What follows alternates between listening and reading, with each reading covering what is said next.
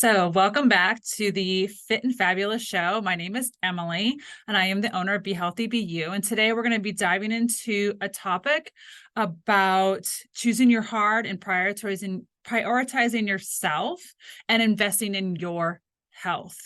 When it comes to the right choices and regarding to your fitness and health journey, all those choices are what's going to set you up for success.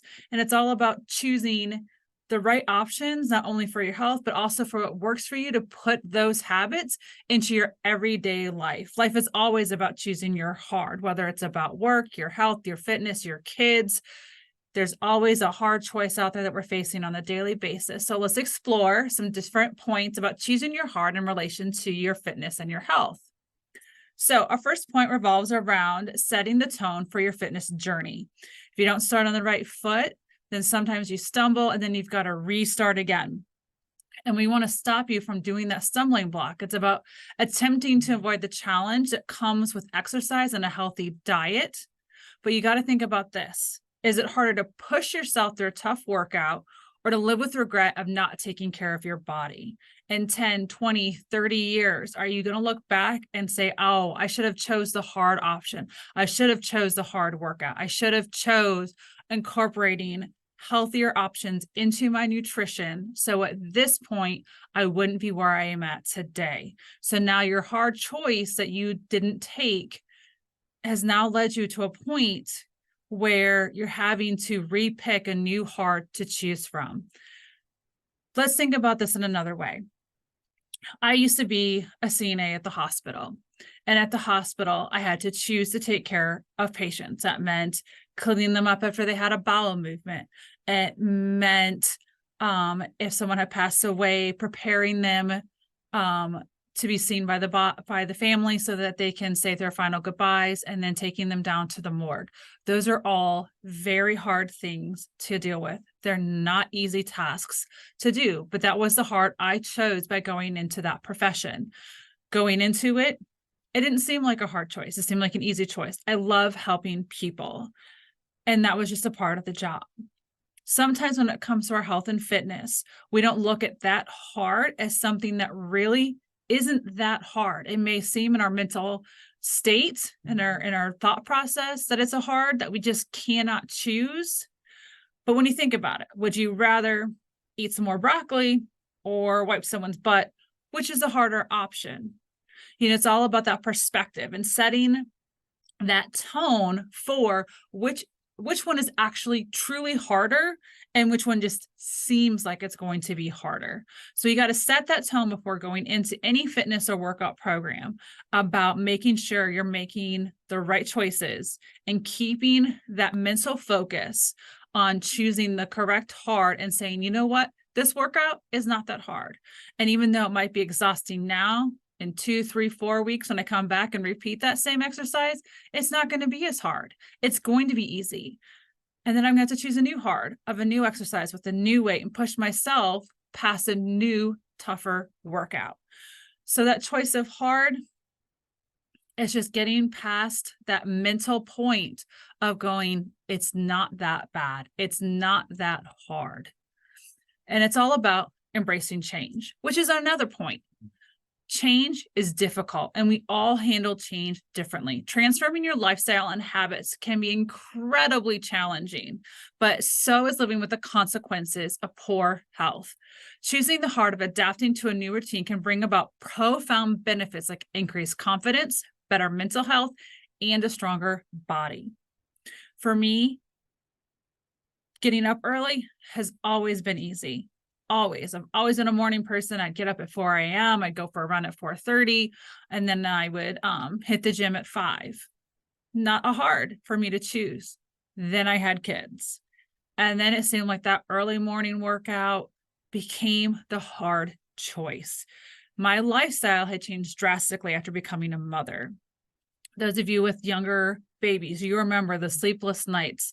If you're breastfeeding, constant getting up every couple of hours to nurse your baby. As your baby gets older, it's still getting up to pump because of the pain and the discomfort from breastfeeding.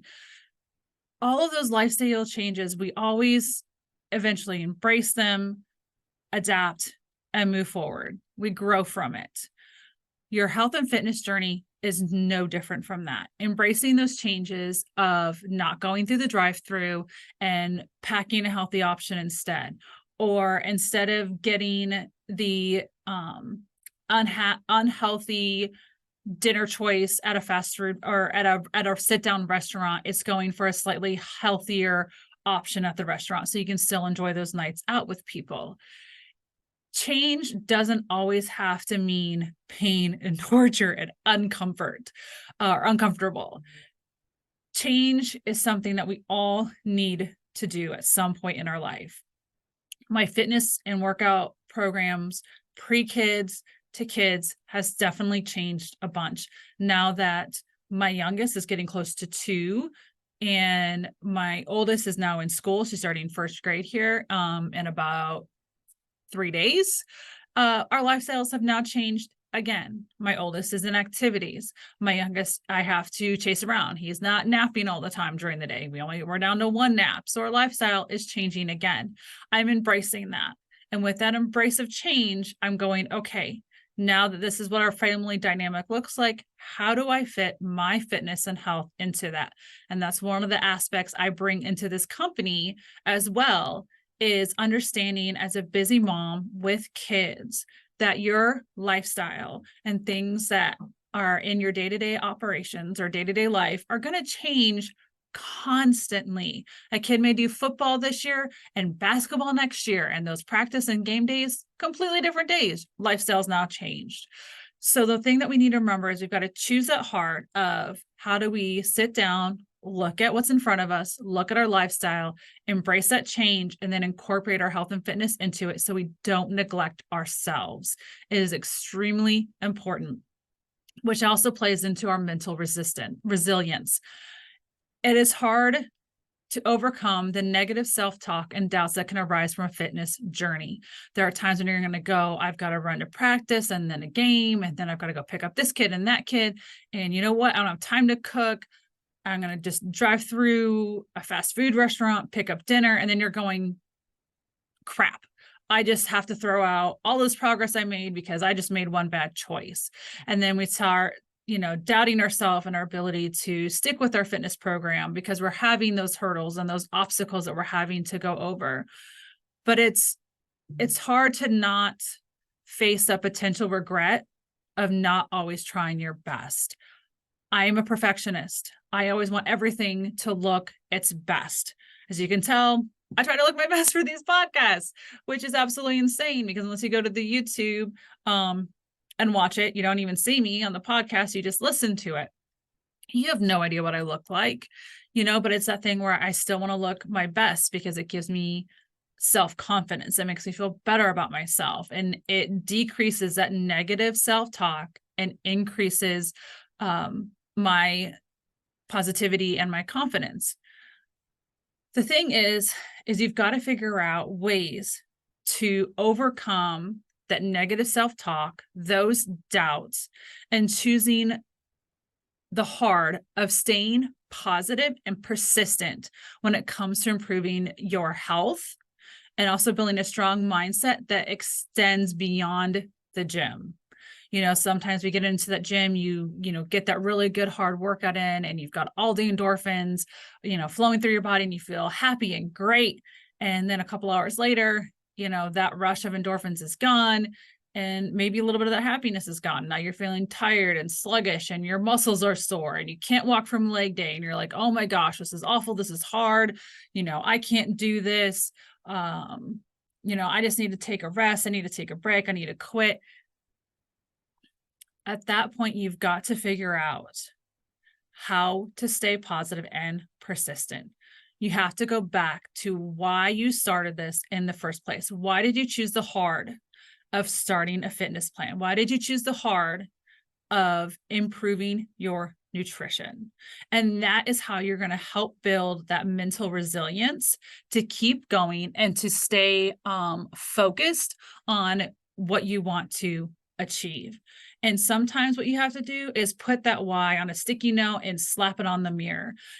Put that dress that you want to fit into, hang it up on the back of the bathroom door so that, you see it as a reminder of, hey, that's what I'm working towards. I'm working towards fitting into that dress. Maybe you're getting back into shape for a wedding or a school reunion. It's putting that why and somewhere you can see it. So when you have that negative self-talk coming into you, that doubt that's saying, no, you can't do this. No, this is not going to work. No, I failed today, so I'm just going to give up. That you see that why and you go, you know what? That is why I'm doing this. For me, my why is my kids. I sit here and spend hours and hours after they're asleep and at night and before they get up in the morning working on this business. That is my heart that I choose. I choose to get up before the sun and enjoy a warm cup of coffee because that's the only time I can get it is before the kids are up so that I can succeed at my goals and dreams. That is the heart that I am choosing. You have to figure out what that choice is that you have to make. Then you make it. And then you remind yourself every single day, especially when that negative self-talk comes in, why you are choosing to embark on this journey. Now, we've talked a little bit about the fitness part and the going to the gym, nutrition. In this world, it is so easy to DoorDash, Grubhub, drive through, get food just ordered at our fingertips. I'm guilty of it. I've done it. There are times when it's just from going from school to Taekwondo practice to picking up another kid. And then you've got 20 minutes before you've got to be at this other activity. And it's just like, I don't have time to cook. I'm going to go through the drive-through and grab stuff. Or you know what? Everyone's tired, including myself. I'm just going to Grubhub some food so that it's home when I get home. I understand that is the easy choice, the convenient choice, and it is challenging to resist the urge and the allure of unhealthy foods. But it's equally challenging to live with the health issues that can arise from a very poor diet. Opting for the hard of making mindful food choices not only fuels your body with the right nutrients, but it also demonstrates a commitment to your overall well-being. For me, my daughter knows I track my food. So I dish up my plate, I input everything in, I take a picture of it with my accountability group that we run, and to remind myself, like, I am making these hard choices, I am improving myself, and I'm holding myself accountable.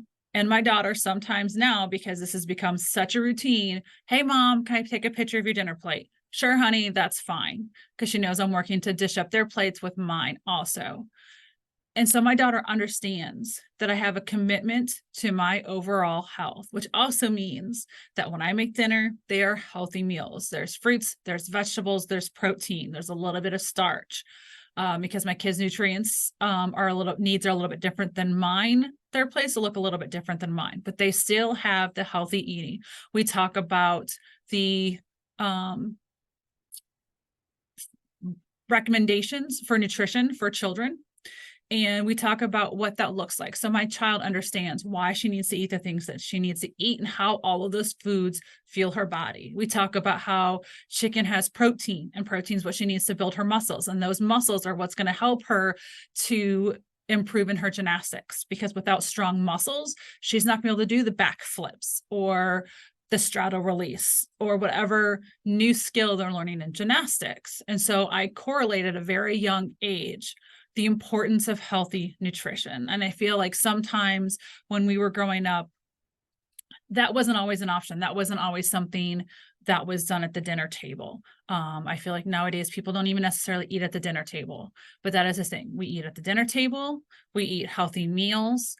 And for those days that are really busy and I think I'm going to be tired by the end of the day, I make a healthy crock pot meal, set it and forget it. I don't remember if you guys remember that whole infomercial where he would scream, set it and forget it. It's a huge tagline way back in the day, totally dating myself now, age-wise. But sometimes when it comes to your nutrition, finding those healthy options where you can set it and forget it and still have that option on those busy, crazy days is your heart that you have to choose. You have to choose to get up 20 minutes earlier, to throw all the ingredients in a crock pot, set it, forget it, and then it's done. And eventually that hard won't be so hard. It becomes routine. And then the impact that will not only have on your health, but your children is going to be huge. Childhood obesity is on the rise.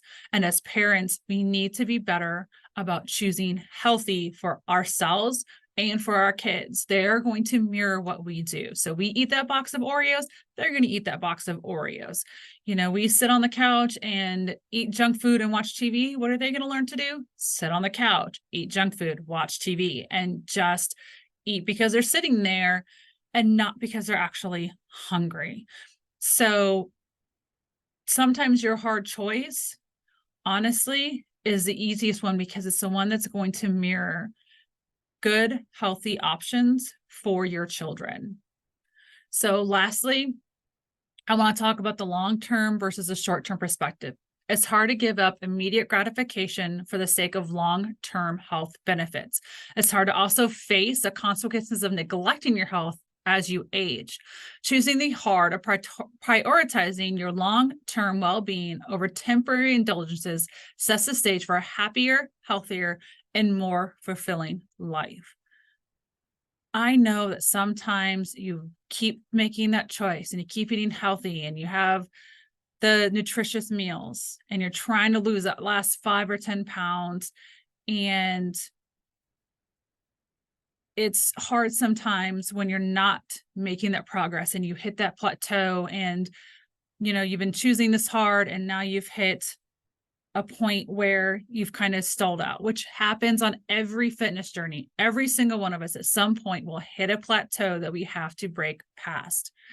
And in the short term, that plateau can seem frustrating and annoying. And it might just be easier to go, you know what? I've made good progress. I'm happy. Screw it. Let me go get some ice cream. Or, I've done pretty good. So let me just treat myself because I've done pretty good.